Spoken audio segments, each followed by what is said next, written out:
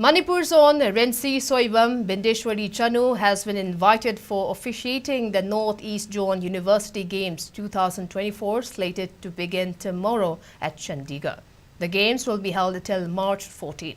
She will also officiate the All India University Games 2024 to be held from March 16 to 19. Both the Games will be held at Punjab University, Chandigarh.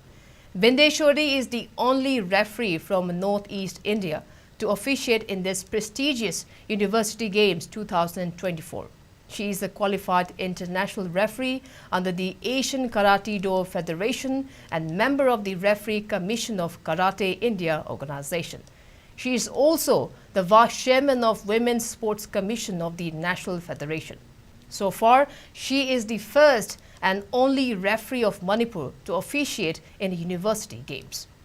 Manipur Amateur Karate Do Association also extended best wishes to Bindeshori in officiating the Northeast University Games and All India University Games.